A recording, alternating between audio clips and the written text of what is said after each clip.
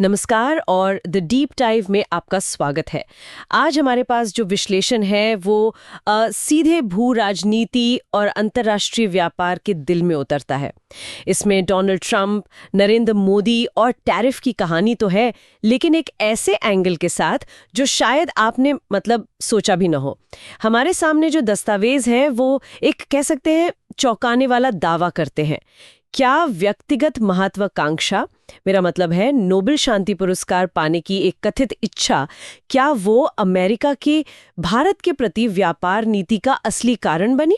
आज हम इसी थोड़ी जटिल और विस्फोटक सी लगने वाली कड़ी को समझने की कोशिश करेंगे जो इन दस्तावेजों में सामने रखी गई है। तो चलिए सबसे पहले ये समझें कि ये टैरिफ आखिर होते क्या है जिनका जिक्र बार बार आ रहा है, सीधी भाषा में। हाँ, देखिए, ये एक तरह का इम्पोर्ट टैक्स ही है। इम्पोर्ट टैक्स, अच्छा जी। जब एक देश, मान लीजिए, दूसरे देश से कोई सामान खरीदता है तो खरीदने वाले देश की सरकार उस आने वाले सामान पर एक टैक्स लगा सकती है। इससे वो सामान घरेलू बाजार में, उस देश में महंगा हो जाता है। सतह पर यह सीधा लगता है, पर जैसा आपने कहा, इसके पीछे की मंशाएं अक्सर काफी गहरी होती हैं। ये दस्तावेज हमें बताते हैं कि इसके कई कारण हो सकते हैं। अच्छा, जैसे पहला और सबसे आम कारण है अपने घरेलू उद्योगों को बचाना, प्रोटेक्ट करना। हाँ, डोमेस्टिक इंडस्ट्री। बिल्कुल। मान लीजिए अमेरिका के किसानों को लगता है कि भारत से आने वाला सस्ता चावल या चीनी उनके अपने प्रोडक्ट्स को बाजार से बाहर कर रहा है, तो अमेरिकी सरकार भारतीय सामान पर टैरिफ लगा सकती है। ये एक तरह की, आप कह सकते हैं, आर्थिक दीवार खड़ी करने जैसा है, ताकि अपने उत्पादक मुकाबला कर सकें। ठीक है, ये तो समझ आया। और दूसरा मकसद होता है व्यापार संतुलन साधना, ट्रेड बैलेंस जिसे कहते हैं। Trade balance. जी। अगर कोई देश आयात बहुत ज्यादा कर रहा है और निर्यात कम, वो दुनिया से खरीद ज्यादा रहा है और बेच कम रहा है, तो उसे व्यापार घाटा होता है। तो टैरिफ लगाकर आयात को महंगा करने से उम्मीद की जाती है कि लोग बाहरी सामान कम खरीदेंगे और ये घाटा कुछ कम होगा। अच्छा, ये दूसरा कारण हुआ। जी। और तीसरा कारण, वो जो इस विश्लेषण के बिल्कुल केंद्र में है, वो है राजनीतिक हथियार के तौर पर इस्तेमाल। राजनीतिक हथियार? हाँ, यहाँ बात सिर्फ पैसे या व्यापार की नहीं रह जाती। जानकारी ये बताती है कि टैरिफ को कभी-कभी दूसरे देश पर दबाव बनाने, अपनी बात मनवाने या किसी खास मुद्दे पर कह सकते हैं सजा देने के लिए भी इस्तेमाल किया जाता है। ये कूटनीति का एक तेज धार वाला औजार बन सकता है असल में। और यहीं से वो दावा जुड़ता है जो इन दस्तावेजों में किया गया है और जो सुनने में, सच कहूं तो, थोड़ा अजीब भी लग सकता है। विश्लेषण ये कहता है कि डोनाल्ड ट्रंप ने कथित तौर पर प्रधानमंत्री मोदी से सार्वजनिक रूप से नोबेल शांति पुरस्कार के लिए उनका नाम प्रस्तावित करने या कम से कम समर्थन करने को कहा था। जी, ये दावा काफी सनसनीखेज है। बिल्कुल। लेकिन जैसा कि इन दस्तावेजों में बताया गया है, प्रधानमंत्री मोदी ने ऐसा करने से इनकार कर दिया। अगर ये बात सही है तो ये अपने आप में एक बहुत बड़ी कूटनीतिक घटना मानी जाएगी। हाँ, बिल्कुल। और यहाँ ये साफ करना बहुत जरूरी है कि ये सारी जानकारी और इसका जो विश्लेषण है, ये हमें दिए गए दस्तावेजों से मिला है। हम सिर्फ उसे आपके सामने रख रहे हैं, किसी तरह का समर्थन या खंडन नहीं कर रहे। बिल्कुल सही। और इसके बाद की जो कड़ी ये दस्तावेज जोड़ते हैं वो और भी अहम हो जाती है। इन दस्तावेजों के मुताबिक इस कथित इनकार के बाद ट्रंप प्रशासन की तरफ से ऐसे संकेत मिले कि अगर भारत राजनीतिक तौर पर अमेरिका के साथ उस तरह खड़ा नहीं दिखेगा जैसा वो चाहते थे, तो उसे आर्थिक मोर्चे पर इसकी कीमत चुकानी पड़ सकती है। अच्छा। और फिर उसके बाद हमने देखा कि भारत से आने वाले कुछ सामानों पर टैरिफ बढ़ा दिए गए या कुछ व्यापारिक रियायतें, जैसे वो जीएसपी वाली, वो वापस ले ली गईं। तो ये सीधा कनेक्शन बताया गया है दस्तावेजों में। जी। विश्लेषण इसी तरफ इशारा करता है। इससे दो मुख्य बातें उभरती हैं, जैसा कि दस्तावेज कहते हैं। पहली, ये आरोप कि नोबेल पुरस्कार जैसी वैश्विक प्रतिष्ठा वाली चीज को व्यक्तिगत राजनीतिक लाभ से जोड़ा गया। और दूसरी, जो शायद व्यापार और कूटनीति के नजरिए से ज्यादा गंभीर बात है, कि टैरिफ जैसे जो विशुद्ध आर्थिक समझे जाने वाले उपकरण हैं, उनका इस्तेमाल राजनीतिक नाराजगी जाहिर करने या शायद बदला लेने के लिए किया गया। ये वाकई एक गंभीर आरोप लगता है अगर ये सच है।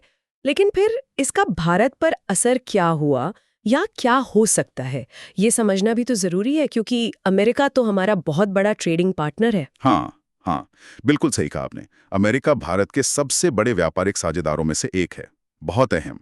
भारत के कई बड़े और महत्वपूर्ण सेक्टर आप देखिए कपड़ा उद्योग है, स्टील है, आईटी सेवाएं हैं और दवाइयां मतलब फार्मास्यूटिकल्स, ये सब बड़े पैमाने पर अमेरिकी बाजार पर निर्भर हैं।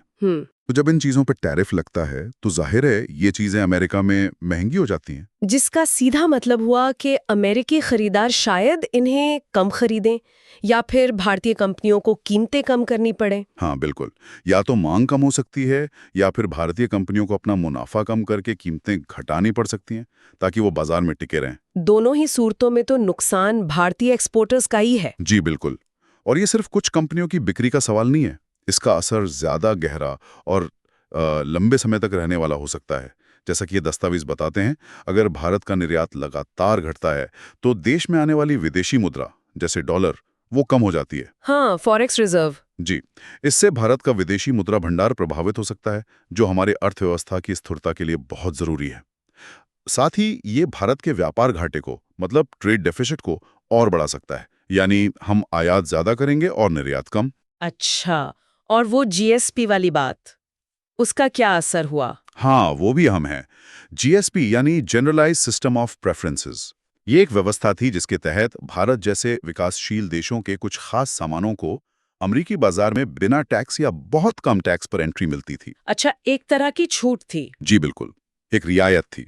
जब अमेरिका ने भारत से ये दर्जा वापस लिया, जैसा कि इन दस्तावेजों में जिक्र है, तो उसका भी सीधा असर कई भारतीय छोटे और मझोले उद्योगों पर पड़ा, क्योंकि उनके उत्पाद एकदम से महंगे हो गए वहां। तो ये सब चीजें मिलकर अर्थव्यवस्था पर एक दबाव बनाती हैं। तो ये तो हुआ भारत पर असर, लेकिन आज की दुनिया तो इतनी जुड़ी हुई है, मतलब ऐसा मुद्दा सिर्फ दो देशों के बीच सिमट कर तो नहीं रहता होगा।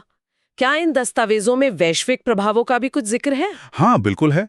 इसे अक्सर रिपल इफेक्ट कहते हैं ना, या डोमिनो इफेक्ट। हाँ हाँ। जब अमेरिका जैसी बड़ी अर्थव्यवस्था कोई ऐसा कदम उठाती है तो दुनिया भर के देश इस पर ध्यान देते हैं और फिर वो अपनी रणनीति बनाते हैं। यूरोपियन यूनियन या चीन जैसे बड़े खिलाड़ी सोच सकते हैं कि भाई अगर अमेरिका अपने हितों के लिए नियमों को इस तरह मोड़ रहा है या इस्तेमाल कर रहा है तो शायद उन्हें भी अपने व्यापारिक हितों की रक्षा के लिए ज्यादा आक्रामक होना पड़ेगा। अच्छा, मतलब एक तरह की देखा देखी शुरू हो सकती है। हाँ, इससे एक तरह की संरक्षणवाद मतलब प्रोटेक्शनिज्म की दौड़ शुरू हो सकती है। हर देश अपना बाजार बंद करने लगे। और छोटे या विकासशील देशों के लिए क्या? उन पर तो शायद और ज्यादा दबाव बनता होगा। निश्चित रूप से उन्हें ये चुनना पड़ सकता है कि वे किसके पक्ष में खड़े हों, अमेरिका या भारत, या फिर वे खुद को इस व्यापारिक तनाव से कैसे बचाएं। इससे गुटबाजी बढ़ सकती है। एक और अहम बात जिसका जिक्र मिलता है वो है निवेशकों का भरोसा, कॉन्फिडेंस। हाँ, ये तो जरूरी है। जी, जब दुनिया के दो बड़े लोकतंत्रों के बीच, भारत और अमेरिका के बीच ऐसे तनाव की खबरें आती हैं, वो भी इस तरह के कारणों से, तो विदेशी निवेशक उस क्षेत्र में पैसा लगाने से हिचकिचा सकते हैं। उन्हें लगता है कि अगर राजनीतिक रिश्ते ही स्थिर नहीं हैं, तो उनका निवेश कितना सुरक्षित है। ये पूरी वैश्विक व्यापार व्यवस्था की विश्वसनीयता और स्थिरता पर सवाल खड़े करता है। ये तो वाकई एक काफी जटिल तस्वीर बन जाती है। तो फिर ऐसी स्थिति में भारत के पास क्या रास्ते बचते हैं? क्या इन दस्तावेजों में भारत की संभावित प्रतिक्रियाओं या रणनीतियों का भी जिक्र किया गया है? हाँ, विश्लेषण में कुछ संभावित रास्तों की बात की गई है। पहला और सबसे स्वाभाविक कदम तो है कूटनीतिक बातचीत, डिप्लोमेसी। बातचीत, हाँ। अमेरिका के साथ उच्च स्तर पर संवाद करके जो भी गलतफहमियां हैं उन्हें दूर करने की कोशिश करना और टैरिफ को कम करवाने या हटवाने का प्रयास करना, साझा हितों पर जोर देना। ठीक है, बातचीत। इसके अलावा और क्या? दूसरा रास्ता है अपने निर्यात के लिए नए बाजार ढूंढना, जिसे कहते हैं एक्सपोर्ट डाइवर्सिफिकेशन। अच्छा, मतलब सिर्फ अमेरिका पे निर्भर न रहना। बिल्कुल, सिर्फ अमेरिकी बाजार पर निर्भरता कम करना। दस्तावेज बताते हैं कि भारत यूरोप, अफ्रीका, आसियान देशों और मध्य पूर्व के साथ अपने व्यापारिक रिश्ते मजबूत करने की कोशिश कर भी रहा है। इससे ये होगा कि अगर एक बाजार में दिक्कत आए तो दूसरे बाजारों से उसकी कुछ हद तक भरपाई हो सके। ये तो समझ आता है, लॉजिकल है। और कोई तरीका? तीसरा है मेक इन इंडिया जैसी जो पहल है उन्हें और मजबूत करना, यानी अपने देश में ही उत्पादन बढ़ाना और उसे विश्व स्तरीय बनाना। हाँ, डोमेस्टिक मैन्युफैक्चरिंग। जी, और साथ ही वैश्विक आपूर्ति श्रृंखला मतलब ग्लोबल सप्लाई चेन, उसमें भारत की भूमिका को अहम बनाना। मतलब दुनिया जरूरी चीजों के उत्पादन के लिए भारत पर इतनी निर्भर हो जाए कि उस पर टैरिफ लगाना या उसे अलग थलग करना आसान ना रहे। ये एक लंबी अवधि की रणनीति है, लेकिन महत्वपूर्ण है। ठीक है, और मान लीजिए ये सब काम न करें या दबाव बहुत ज्यादा हो, तो फिर क्या? तो चौथा विकल्प जिसका जिक्र इन दस्तावेजों में है वो है जवाबी कार्रवाई, यानी रिटेलिएटरी टैरिफ्स। अच्छा, मतलब जैसे को तैसा। हाँ, कुछ वैसा ही। अगर अमेरिका भारतीय सामानों पर टैरिफ लगाता है तो भारत भी चुनिंदा अमेरिकी सामानों जैसे बादाम हैं, सेब हैं या कुछ औद्योगिक उत्पाद हैं उन पर टैरिफ लगा सकता है। ऐसा पहले भी हुआ है। जब जीएसपी फायदे वापस लिए गए थे तब भारत ने कुछ अमेरिकी चीजों पर टैरिफ लगाया था। लेकिन इसका खतरा यह है कि इससे व्यापार युद्ध और भड़क सकता है। ट्रेड वॉर एस्केलेट हो सकता है, जिसका नुकसान फिर दोनों तरफ होता है। तो ये सारे विकल्प भारत के सामने हैं, पर इनमें से चुनना तो आसान नहीं होगा मुझे लगता है। बिल्कुल नहीं। हर कदम के अपने फायदे हैं, अपने नुकसान हैं। कूटनीति में सफलता की कोई गारंटी नहीं होती। नए बाजार बनाने में वक्त लगता है, मेहनत लगती है। घरेलू मैन्युफैक्चरिंग को मजबूत करना एक धीमी प्रक्रिया है, इसमें सालों लगते हैं। और जवाबी टैरिफ, जैसा मैंने कहा, रिश्तों को और बिगाड़ सकते हैं। यहाँ, जैसा कि विश्लेषण इशारा करता है, एक बहुत ही महीन संतुलन साधना होगा कूटनीतिक नरमी और आर्थिक दृढ़ता के बीच। भारत को अपने राष्ट्रीय हितों की रक्षा भी करनी है और वैश्विक व्यवस्था में अपनी जिम्मेदार भूमिका भी निभानी है। तो कुल मिलाकर देखें तो आज हमने जिन दस्तावेजों पर बात की वो एक बेहद सनसनीखेज तस्वीर पेश करते हैं। वे दावा करते हैं कि कैसे एक कथित व्यक्तिगत राजनीतिक महत्वाकांक्षा, नोबेल पुरस्कार की चाह ने दुनिया के दो बड़े लोकतंत्रों के बीच व्यापारिक तनाव को जन्म दिया। ये टैरिफ भारत के लिए एक चुनौती जरूर है, इसमें कोई शक नहीं, लेकिन जैसा हमने देखा, भारत के पास इससे निपटने के लिए कई रणनीतिक विकल्प मौजूद हैं। जी बिल्कुल। ये हालात निश्चित रूप से भारत की कूटनीतिक कुशलता और आर्थिक लचीलेपन की परीक्षा ले रहे हैं, ऐसा लगता है। हाँ, ये एक तरह का टेस्ट केस है। और इस पूरी चर्चा के बाद एक सवाल मन में उठता है, जो इन दस्तावेजों के विश्लेषण से ही निकलता है। जी। क्या हम भविष्य में ऐसी और स्थितियां देखेंगे जहां नेताओं के व्यक्तिगत समीकरण या उनकी अपनी महत्वाकांक्षाएं वो दशकों से चले आ रहे अंतर्राष्ट्रीय व्यापार के नियमों और संस्थाओं पर हावी हो जाए? ये एक बड़ा सवाल है। या फिर क्या दुनिया के देश और अंतर्राष्ट्रीय संगठन मिलकर ऐसी अप्रत्याशित चुनौतियों से निपटने और व्यापार को स्थिर बनाए रखने के लिए ज्यादा मजबूत और ज्यादा लचीले रास्ते खोज लेंगे? ये एक ऐसा सवाल है जिस पर शायद हम सबको सोचने की जरूरत है।